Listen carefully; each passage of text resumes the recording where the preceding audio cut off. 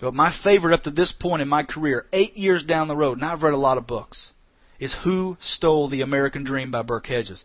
You can buy the book at Amazon.com or any retailer out there. There are many great books about this industry, the validity of this industry, where this industry is going, the future of this industry, the past of this industry. Learn about network marketing. So I've got to ask you again, who is responsible for you developing belief in the company that you're going to work with, the products that you got to market, the industry that you're involved in yourself? That's a key question. Who's responsible for those beliefs? Who's responsible for developing your belief? Is it your uplines? Is it your sidelines? Is it your companies? No. It all falls in your lap. It's your responsibility. You got to take responsibility for it. The resources are out there for you to get yourself educated and to develop those 4 beliefs. They're out there, but it's up to you to take the time to read the resources. You got to attend the trainings, guys and gals. You got to do your part. If you don't do your part, nothing else matters. The only place where success comes before work is in the dictionary. You've probably heard that before. It's going to take a little work. It's going to take a little effort on your part. Success comes before work in the dictionary. That's the only place. If I'm going to be a veterinarian, then I better go to class. I better get educated. It's the same here. Somehow, people think that network marketing, it's like a magic lamp. They can rub it and woo, they can rub it, woo, and dollar bills are going to start flying out of it. That's not the way it works. This is a business. You must treat it with sound business principles. You got to treat it with sound business philosophies and concepts. It's the same here as it is in the real world. There's no magic lamp. The difference here, where the magic lamp kind of comes into play, is that once you develop that 6-figure income, it can be passive. It can be passed down to your family through generation and generation. You can really build something for life. This is the only industry that I know of that can give you the freedom and the lifestyle along with the income. It can give you both. The freedom to enjoy the money, the freedom to enjoy the lifestyle is worth it. It's not going to be simple. I'm going to be very candid with you. It's not going to be simple. It's not going to be easy. It's not supposed to, or everyone will be doing it. If it was supposed to, we'd all be filthy rich and financially independent. There would be no opportunity left for those of us that had the ability to pull ourselves up by the bootstrap and jump the funk. The funk separates the winners from the losers. Jumping the funk is a determining factor of who makes it and who doesn't, guys and gals. We all. Every successful person in your company right now, we all have downtime. We've all been through some funk in our business. I promise you that the first 90 days, it wasn't a bed of roses for the top leaders in your company. You may think they had an easy path to success. They didn't. Their first 90 days, it was just what you're going through right now. It's just the way that it is. We're in a real world. I've saved this for last because I think it's the most important. You must develop belief in yourself. You must develop belief in yourself. You may need to get yourself on a very strict personal development program. You may need to read The Magic of Thinking Big. Man, it's an awesome book.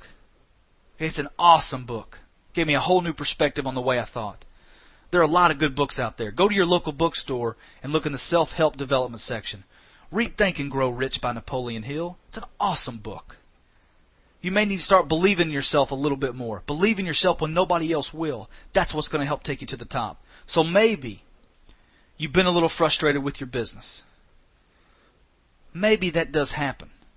When you get frustrated, go to that bookstore. Get the right books. Listen to the right audios. Listen to the right CDs. Get your mind in the right frame of mind. Read The Magic of Thinking Big. I cannot reiterate enough, develop the belief in yourself. And when you get frustrated in your business, frustration in your business, that can lead to a lack of belief in one of those 4 areas that we just covered. The company, the product, the industry, or your ability to have success in network marketing. Again, you are the one that's responsible for getting over the frustration in your business. Key word is you. Once people get frustrated, a lot of times, I see them become very, very undecided about what they're doing. And a lot of times, they stop doing everything altogether. Are you there right now? Have you become undecided about this business and you just kind of put everything on hold trying to figure it all out?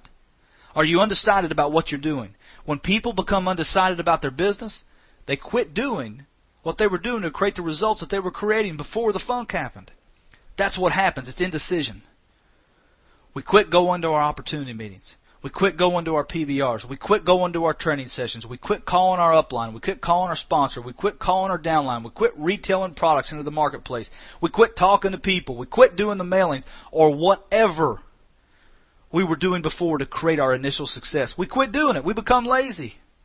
We start spending more time in front of the TV. We start escaping at night instead of getting on the phone, getting in front of people, and getting on with building our business and telling our story. We quit doing what we were doing to become successful in the beginning. We become frustrated and undecided about our business entirely. Why? Because we've not developed the belief in the 4 areas that I just covered. Think about that, guys and gals. It all boils back down to belief. We think that maybe we don't want to do this business. We think, why did we join? We get that excuse-itis. We call your upline, we call our sideline, we call our upline leader, and we say, you know, I'm not going to have as much time as I thought that I was going to have to build this business. They've got me working a lot of overtime. By the time I get home in the evenings, got to spend time with the kids. You know, the training sessions are every Monday night, not bowl Monday night. You know, the conference calls on Thursday night. My wife and I get together with the neighbors. We play cards on Thursday night. There's no way I could get on a conference call Thursday night. Haven't been able to play cards with the neighbors because I've been on that dadgum conference call. You can just feel the thorns of the world attaching to these people. It's just crushing these people. It's unbelievable what can happen when they get undecided about their business. The people told me, they say, Mike, you know, my job's not that bad. My boss is, you know, he's not all that bad. You know, I don't like him sometimes. You know, just last month, he gave me a 20-cent per hour raise. 20 cents? Give me a break. You're kidding me. 20 cents sometimes will hold people back from $20,000 a month. You think 20 cents is going to develop freedom and independence, something they can be proud to pass along to your children and your grandchildren? Come on, give me a break.